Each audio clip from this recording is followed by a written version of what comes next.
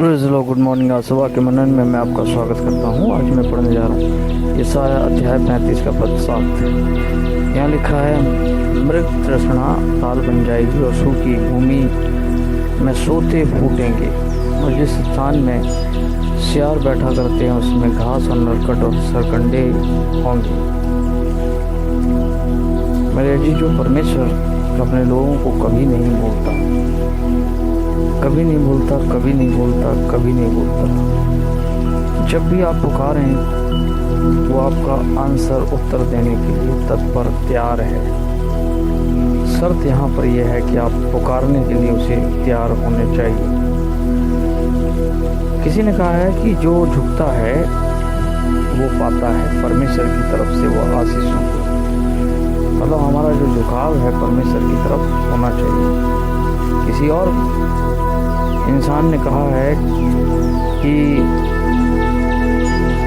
बेटा बनकर हर कोई खा सकता है, बाप बनकर कोई नहीं खा सकता। ये सांसारिक दरअसल ज्ञान है, लेकिन परमेश्वर का ज्ञान हमें सिखाता है कि हमें परमेश्वर को सर्वोच्च, सर्वोत्तम, सर्वश्रेष्ठ अपने जीवन में वो स्थान देना चाहिए जो है।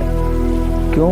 क्योंकि हम उसी के द्वारा बनाए गए हैं और इस दुनिया में उसी के द्वारा भेजे गए हैं। तो हमारे जीवन में सर्वोत्तम, सर्वश्रेष्ठता परमेश्वर की होनी चाहिए, ना कि इस संसार में हम व्यस्त हो जाएं, संसार के कामों में हम व्यस्त हो जाएं।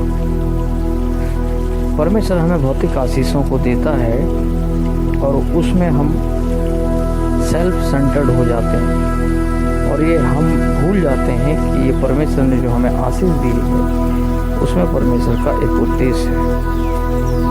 आप जो भी सिचुएशन में हैं इस समय, जो भी परेशानी के अंदर, जो भी दुख के अंदर हैं, घबराएं नहीं, डरे नहीं। यहाँ लिखा है, परमेश्वर के वचन में लिखा हुआ है, और सूखी भूमि में मृग तृष्णा ताल बन जाएगी। ठीक है, ये ऐसी भूमि है, ऐसी जगह है जिसे हम बंजर बोल सकते हैं, सूखी भूमि बोल सकते हैं।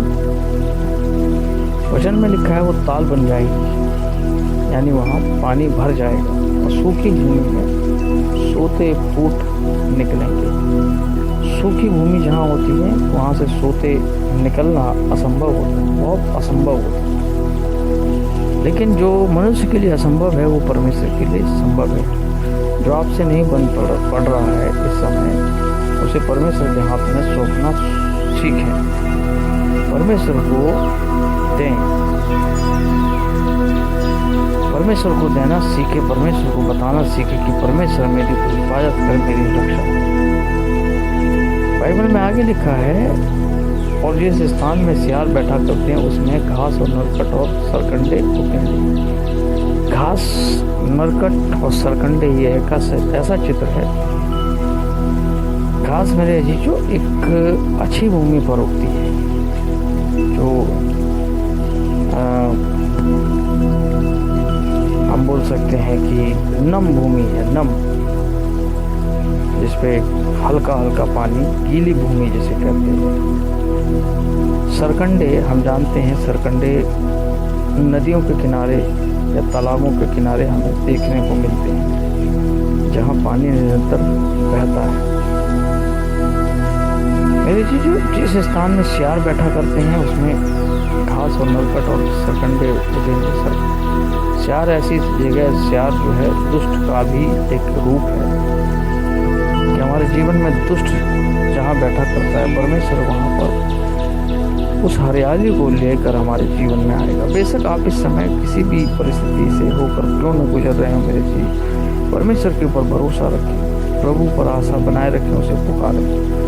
मेरे चीज़ों, अगर आप इस सेवकाई से प्रभावित हुए, इस सेवकाई दूसरे के रूप में भी शेयर करें, परमेश्वर के वचन को एक दूसरे के साथ शेयर करें। खास करके आप जानते हैं, समझते हैं कि मेरा कोई मित्र या मेरा कोई फैमिली मेम्बर इस समस्या से जूझ रहा है, उसे ये वीडियो शेयर करें, उसे बताएं इस मिनिस्ट्री के विषय में। अगर आप प्रभावित हुए हैं तो आप सेवकाई के लिए आगे आ सकते हैं, हमारी मदद कर सकते हैं।